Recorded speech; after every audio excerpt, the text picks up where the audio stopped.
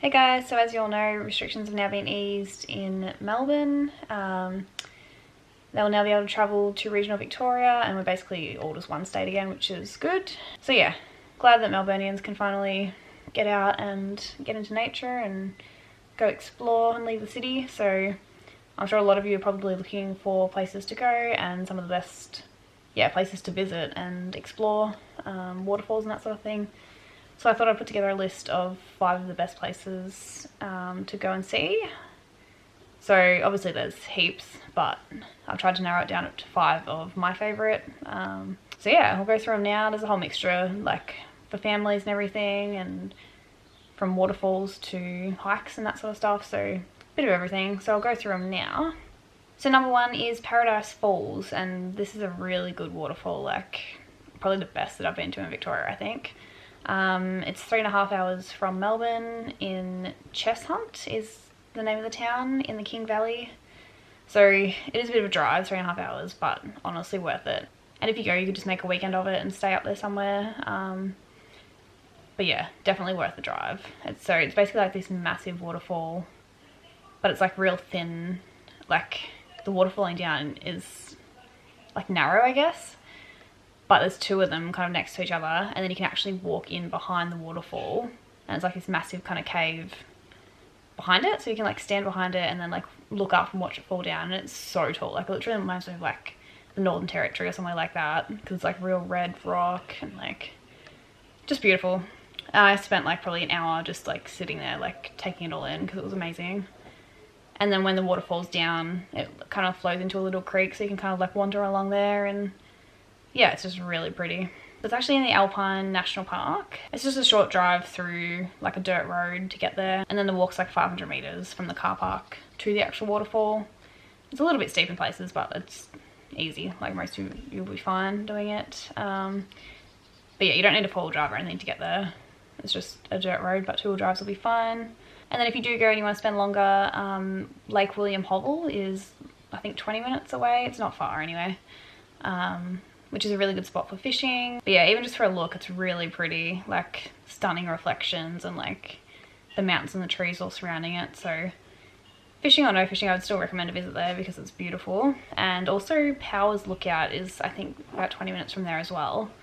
It's close anyway, and that's a really cool lookout where you can walk up, like you follow the path, but it kind of goes up like the rocks, and like yeah, it's a really cool walk even just to get to the lookout, but the walk's not long, like it's maybe 10 minutes or whatever. And then yeah, it just looks out over the King Valley, and it's just really good. I would highly recommend that as well. And while you're there, I'll just give you a hot tip. There's a really good restaurant called Mountain View Hotel, and they've got an awesome like outdoor area to like sit down in the little courtyard and all that, and they do really good food, a really good steak, and highly recommend. And then number 2 is Hanging Rock. It's only an hour from Melbourne, so this is a really accessible and easy one for most of you to probably get to. The closest town is Woodend, and it's in the Macedon Ranges. So it is like a paid park. You pay $10 per car to get in, and then but yeah, you can spend as long as you want and just explore. You can spend the whole day there if you want. So the main attraction is obviously like the rock formations. So it's where 3 schoolgirls and a teacher went missing back in 1900, and basically just disappeared, and they never know like what happened to them or their bodies or anything, because they never found them. So it's kind of like, yeah, this big mystery that has been made about it. And yeah, it's obviously what the movie Picnic at Hanging Rock was based on. But yeah, so you can walk up to the summit. It's about 50 minutes return, but you can like spend as long as you want up there. So you can kind of walk through all the rock formations, and there's like these little paths that follow through, and then little caves and little like crevices you can walk through, and I could literally spend hours up there. Like it was so much fun. And there's all these rocks like wedged up between each other, and like things to look at, and really old engravings from like the 1800s, and yeah, it's actually a lot better than I thought. Like I thought it'd be cool, but like it was much better than I expected. And then there's other walks, so you can walk around the base and do that walk, or there's a little creek walk as well. And there's also actually a dam there that is stocked full of fish, so you can go fishing there. But then the whole grounds is just like picnic tables everywhere, and like really nice areas to just take the kids and the family, or go for a catch up with people, and take a picnic, or they have barbecues there that you can use as well, and just, yeah, you can easily spend the day there and have lunch and all that. There is also a cafe there and the Discovery Centre where you can like learn about the place, because the rocks there are actually like 6 million years old or something crazy. And if you do go to Hanging Rock, just like 20 minutes away is TRENTHAM Falls, which is another really cool waterfall. If you're in the area, you might as well go as well, because it's, yeah, it is pretty. That's just a really short walk from the car park as well. So yeah, would recommend that. Then number 3 is PHILLIP Island. It's about 2 hours from Melbourne, and there's so much to do there. Like, you could easily spend a weekend or even a week.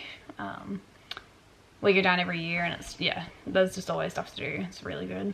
But a big recommendation of mine is the Cape Woolamai circuit, or the coastal walk, whatever it's called. So you basically start at Surf Beach in Cape Woolamai, and then you walk up, and it's probably the best walk on the island, I would say. So you walk up to the pinnacles, which is really cool, rock formations along the coast, and then you can continue up to the beacon, which is actually the highest point on the whole island. And it's a really good viewpoint. And then you can continue on to the old granite quarry, which is another really nice beach, and it's got the old, yeah, granite rocks and everything. But yeah, the whole walk is really nice. It's a fair, like, it takes about 3 hours, I think, but worth it. And then you've obviously got the penguin parade, where you can go watch the penguins come in at night. And you can also see the penguins from the Nobbies sometimes. So at the Nobbies there's a boardwalk that kind of follows the coast along. And along there you can see kind of the penguin burrows, like obviously in their natural habitat, just alongside the boardwalks and that. So when we were there last, we actually saw penguins through the little holes. So if you're lucky, you might see them there as well. And then the Koala Conservation Reserve is another really good one to visit. You pay to get in, and then you can just walk around through the park. And then they've got like boardwalks that kind of are elevated through the trees and stuff as well. And yeah, you can see the koalas like sleep. I mean, I think they sleep majority of the day, because all the ones we saw were sleeping. But yeah, they're so cute, and you can get up pretty close when you walk through the boardwalks and that. So definitely check that out if you go. And then number 4 is the Grampians National Park. Now there's so much to do here as well. It's obviously a huge national park.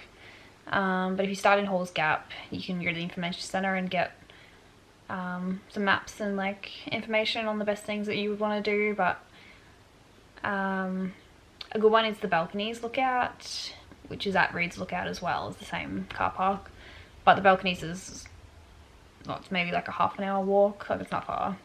And you just walk along the path, like it's a really good path and everything, and then out to, yeah, I guess like a balcony, like a rock edge that sticks out, which is a really good viewpoint. Or if you don't want to do the walk, you can just do the lookout that's at the car park, which is Reed's Lookout, and you, yeah, it's literally right there, which is super easy. And also MACKENZIE Falls, that's worth checking out. It's a really good waterfall there. But yeah, there's so many hikes, and like there's the Halls Gap Zoo, like there's so much stuff to do there. But just the whole park is beautiful, like beautiful rock formations and everything. So it's another really good one to check out, but it is 3 hours from Melbourne, so a bit more of a drive.